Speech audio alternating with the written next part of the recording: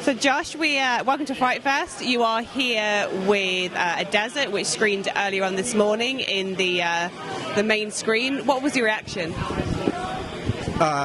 Sorry. Reaction was great. No, I think people really seemed to kind of respond to the movie. We had a great Q&A. I mean, the cinema is amazing. So for our movie that is in conversation with movies, for it to play in a cinema with such spectacular sound and massive screen was so cool and such a treat. And how did this idea all come together? So the genesis of the project was I had this idea for this photographer character who's sort of like embodiment of American photographers that were working in the 1970s, part of the new topographics movement. And I was like, well, this would be kind of an interesting character,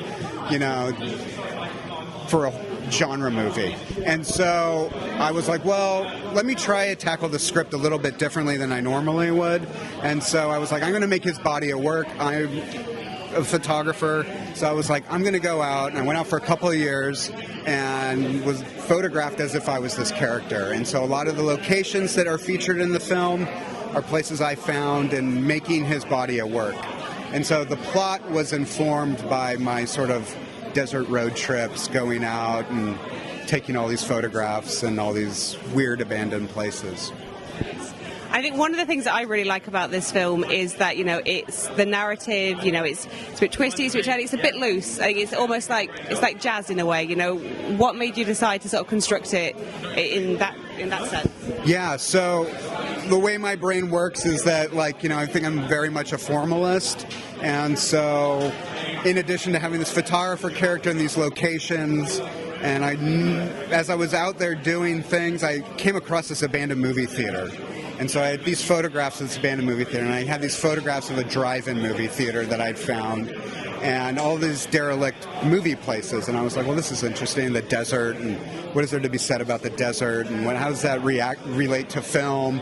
There's this, movies can be, that take place in the desert. It can be science fiction, it can be horror, the desert's transcendent, it's, awful, it's like this weird, interesting place. So being able to have all that stuff in conversation, I was like, well, what if I had these ideas, but I took this backbone of a very well-known genre movie, and we constructed the movie around that. So it follows the plot of Psycho very closely, and so that was really the genesis of what happened with the idea as a whole. And I love the way that the film looks. It feels sweaty.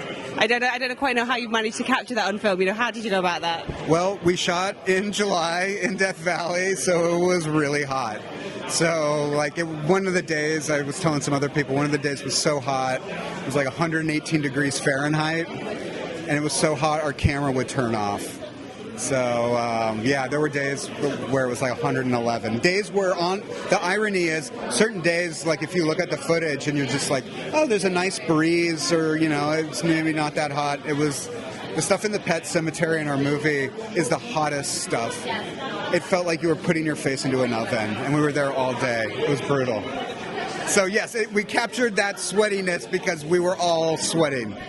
Well, I think the result, speaks for itself. And, for those that haven't been able to attend a screening yet, where can they keep up to date for news of future screenings and release?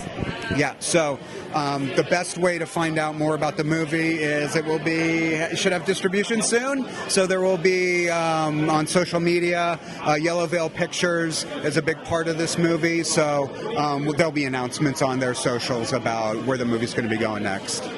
Thank you so much. So Ashley, welcome to FrightFest. You are here with A Desert, which had its screening this morning. What was your reaction to the film? What was my reaction to the film? It's funny, as being a part of the movie, you would think that I would have just not no reaction, but I know what's going to happen. But every time I see this movie, I'm very unsettled. I'm very a little shooken up a bit, which I think means it's good art. And tell me a little bit about Susie Q and what it was about her that drew you to play her. I really loved Susie Q because she's a more unsavory character. She's gritty, and there's more to her than meets the eye. Like when you first read the script, you're like, okay, she's a sex worker and she's working for Rennie. But I went a little bit deeper with it, and like she's quite brokenhearted, I think, and like is looking for her own path, and is maybe following Rennie because she wants a way out of this life, and stealing people's stuff because of that. And so I guess it was like her multifacetedness that I really love, especially for not a leading role. I really just wanted to take it there. She reminded me almost a little bit of an Alabama Whirly sort of character. Yeah, like a true romance, right? Yeah. I mean, I'm definitely inspired by those films a lot. And Alabama's, I would say, also a little bit brokenhearted, but also like has her own spirit, like her unbreakable spirit. It's broken, but it's also being put together again and again. And what was it like working with Zachary? You guys, you have to do some pretty intense scenes together. Zach's amazing. We FaceTimed a bunch right before the movie just to get really comfortable with each other. I love that guy. He had become a dad shortly right before that movie, so it was funny to see him like talking to his kid or talking to his wife, and he's just so wholesome and amazing. Like, what a stand-up guy! And then going and playing like the most un-stand-up guy, you do not want to leave your children with that man or whatever kind of guy.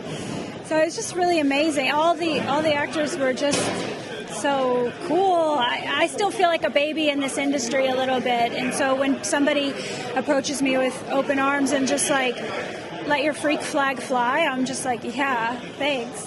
Well, I guess sort of along the similar lines, you've also got Off Ramp on the festival circuit, which again is another very strange film. Can you tell me a little bit about that? It's got juggalos and all sorts happening in it. Yeah, in Off Ramp I play Eden, who also has a sex worker element. She's a little more grounded, a little more down to earth, a little bit more like this is just how life is, and that it's about juggalos who I think get a bad rep.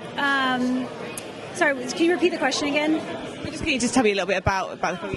Yeah, I mean, the movie itself is wild, and I think I'm really drawn to wild scripts and wild stories. My life itself has been quite wild, so I think I relate with those sort of stories, and I just want to give them life and energy, Well, I look forward to seeing what you do next. Thank you so much.